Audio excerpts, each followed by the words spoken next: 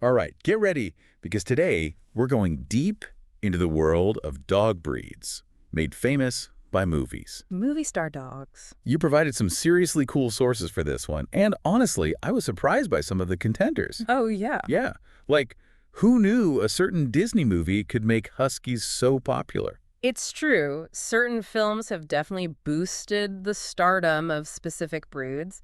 But what's really interesting, I think, is how this deep dive goes beyond just knowing those familiar faces we see on screen. Right. We'll also uncover some fun facts about the breeds themselves, their history and where they come from. Okay, let's start with the A-list, those breeds that are basically Hollywood royalty. The big names. Exactly.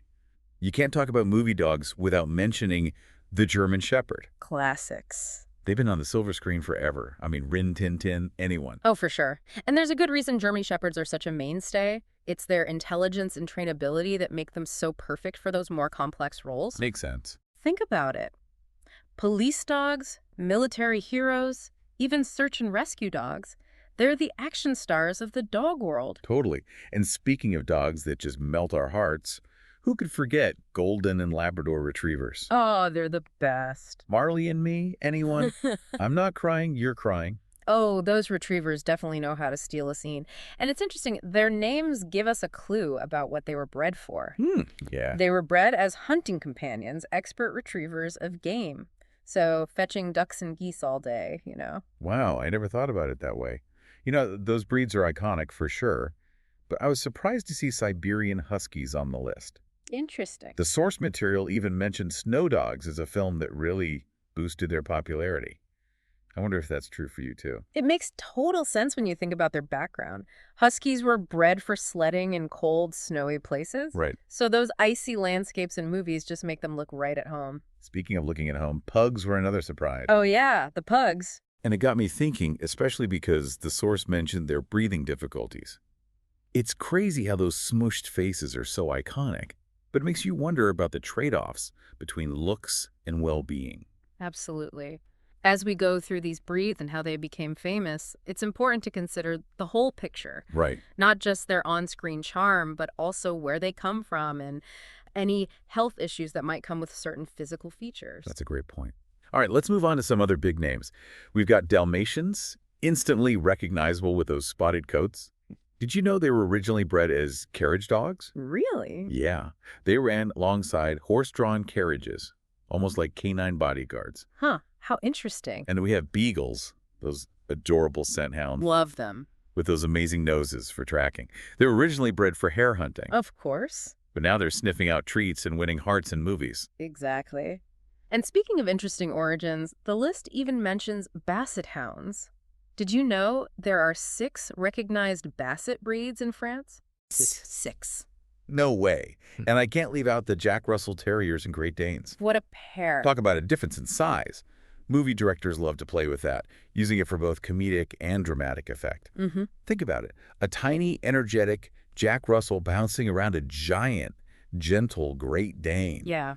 It's pure visual gold. You're so right. Those visual contrasts add something special to a scene. It's like directors are using those physical differences to tell a story without even using words. Exactly. And speaking of storytelling, the source material also highlighted some newcomers to the movie star dog scene. Oh, like who? American Pit Bull Terriers and Shiba Inus.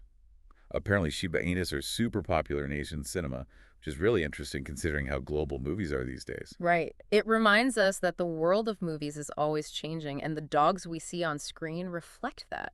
I mean, think about it. A few decades ago, you probably wouldn't have seen a Shiba Inu in a Hollywood movie. Probably not. But now, as cinema becomes more global and diverse, we're seeing a wider range of breeds representing all these different cultures and styles. So true. It's like the silver screen is becoming a melting pot for dog breeds from all over the world. All right, before we move on, are there any other hidden gems from the source material you think our listeners should know about? There's one breed that comes to mind that I think doesn't get enough attention in Hollywood. Oh, yeah. But in their home country, they're really special. The Akita. The Akita. Okay, Yeah. they have such a rich history and cultural significance in Japan, often symbolizing loyalty and good health. Interesting. So even though they might not be walking the red carpet, Their absence actually tells us something about the types of stories Hollywood chooses to tell. That's a really interesting point. It makes you realize that this deep dive isn't just about celebrating famous dogs, but also understanding the bigger picture. Exactly. Like, how do these breeds reflect cultural trends, breeding practices, and like what stories we see on screen? Yeah, and it's not just about which breeds are represented, but also how they're portrayed. Right. Are they shown in a way that's true to their nature? Mm. Are we seeing them in roles that really show off their skills and personalities? These are things we should think about as viewers. You know what makes me think about those classic Disney movies with talking animals? Oh, yeah. I mean, obviously they're not realistic, but they capture the essence of a breed's personality, right? Totally. Like the Dalmatian's playful energy or the goofy charm of a basset hound. Absolutely. And even if it's a bit exaggerated, those portrayals can really stick with people. Right. It's why it's so important for filmmakers to do their research and present those breeds in a way that's both entertaining and respectful. Okay, before we wrap up, I want to go back to something we talked about earlier.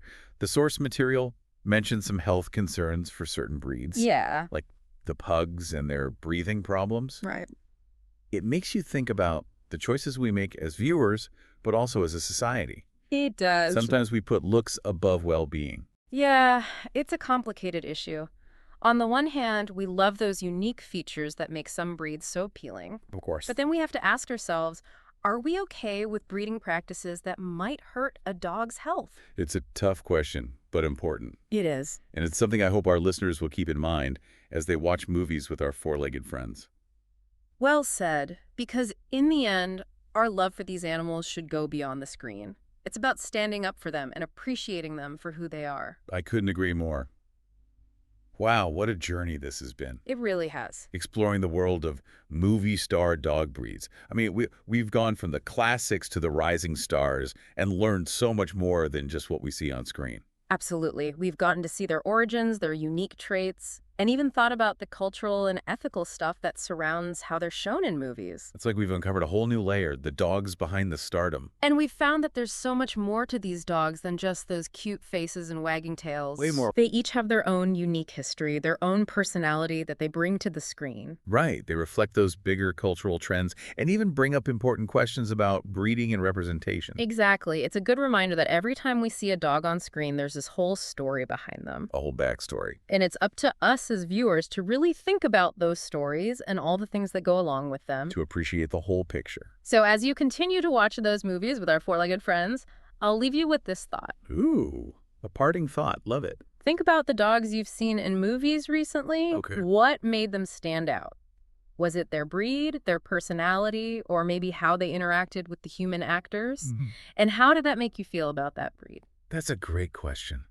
It really makes us think about the images we see and how they affect how we see different breeds. Exactly. It's like a whole new level of appreciating those canine actors. Yeah, well said. And on that note, I want to thank you for joining us on this deep dive into those amazing movie star dog breeds. It's been so fun. The pleasure was all mine. And to our listener, thank you for coming along with us on this deep dive. Yeah, thank you. We hope you've loved learning about these incredible dogs and their journey to the big screen. From real life to the movies. Until next time, keep those tails wagging.